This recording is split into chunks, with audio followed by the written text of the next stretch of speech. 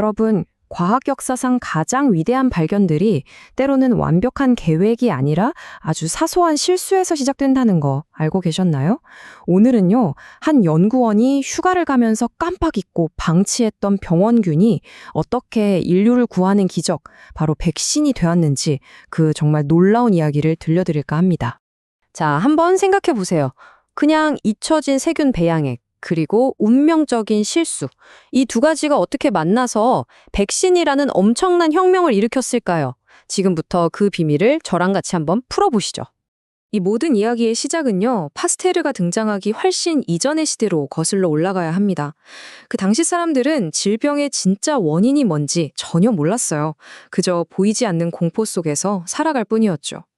그때는 말이죠, 병에 걸리는 이유가 나쁜 공기, 그러니까 미아즈마 때문이라고 생각했어요.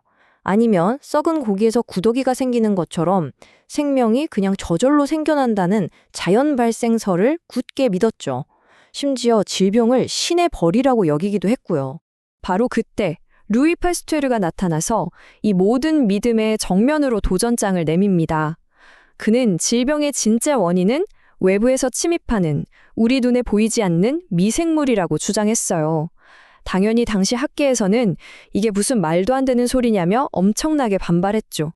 그래서 파스테르는 아주 간단하면서도 천재적인 실험을 하나 설계합니다.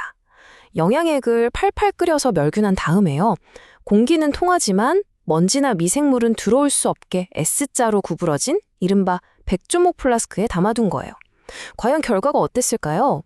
보시는 것처럼 플라스크에 목을 부러뜨리기 전까지는 영양액이 계속 깨끗했어요. 그런데 목을 딱 부러뜨리니까 그제서야 썩기 시작했죠. 미생물은 외부에서 들어온다는 사실이 너무나 명백하게 증명된 거예요. 수백 년 동안 이어져 온 자연 발생설이 와르르 무너지는 순간이었습니다. 그리고 드디어 세균설이 현대의학의 문을 활짝 연 거죠. 자, 이렇게 파스테르는 세균이 질병의 원인이라는 걸 증명해냈어요. 그런데 그의 다음 위대한 발견은요, 철저한 계획이 아니라 정말 완전히 예상치 못한 사고에서 시작됐습니다. 바로 여기서부터가 오늘 이야기의 진짜 핵심입니다. 때는 1879년이었어요. 파스테르 연구팀은 당시 양계 농가에 어마어마한 피해를 주던 닭콜레라의 원인을 밝히기 위해 연구에 매달리고 있었죠. 바로 이 연구 과정에서 그 운명적인 실수가 일어납니다. 자, 이 과정 한번 보세요. 정말 드라마 같지 않나요? 파스테르의 조수가 여름 휴가를 가면서 닭콜레라균 배양액을 그냥 깜빡 잊고 방치해버린 거예요. 몇 주 뒤 돌아와서 이 오래된 균을 닭에게 주입했죠. 그런데 정말 이상하게도 닭들이 살짝 앓기만 하고 안 죽는 거예요. 아, 실험 망했네 싶었겠죠? 그래서 이 닭들한테 이번엔 아주 신선하고 강력한 균을 다시 주입합니다. 결과는요? 놀랍게도 닭들이 완벽하게 멀쩡했던 겁니다. 보통 사람이었다면 에이, 실패했네 하면서 그냥 버렸을 결과잖아요. 하지만 파스테르는 여기서 엄청난 통찰을 얻어냅니다. 바로 병원균이 시간이 지나면서 약해졌다는 것. 그리고 더 중요한 건 이 약해진 균이 오히려 진짜 병을 막아주는 방패 역할을 한다는 사실을 깨달은 거죠. 이건 실패가 아니었어요. 백신의 기본 원리를 발견한 그야말로 위대한 순간이었습니다. 이 우연한 발견은 이제 인류를 구원할 기적으로 이어집니다. 파스테르는 이 독성을 약하게 만드는, 즉 약독화 원리를 체계적으로 적용해서 본격적으로 생명을 구하는 백신 개발에 뛰어들게 되죠. 그의 다음 목표는 19세기 유럽 농가를 공포에 딸게 만들었던 탄자병이었어요. 그는 닭콜레라 실험에서 얻은 아이디어를 그대로 적용합니다. 탄저균을 고온에서 배양해서 일부러 약하게 만든 다음에 이걸로 백신을 개발한 거죠. 그리고 1881년 파스테르는 수많은 사람들이 지켜보는 앞에서 공개 실험을 합니다. 결과는 이 표에서 보시는 것처럼 정말 극명했어요. 백신을 맞은 양 25마리는 전부 살았고요. 안 맞은 25마리는 전부 죽었습니다. 이 극적인 결과는 전 세계에 백신의 힘이 얼마나 대단한지 확실하게 보여주는 결정적인 사건이 됐죠.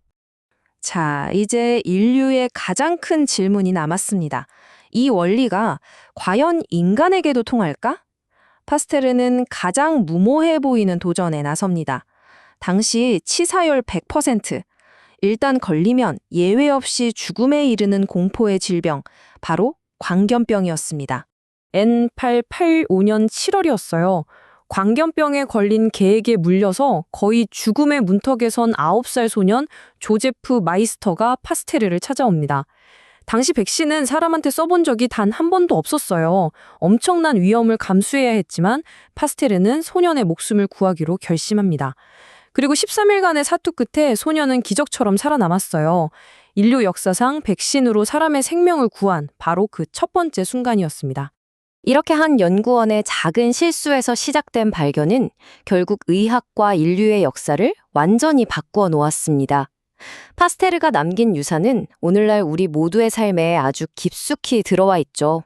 파스테르의 유산은 단순히 탄저병이나 광견병 백신에 그치지 않아요.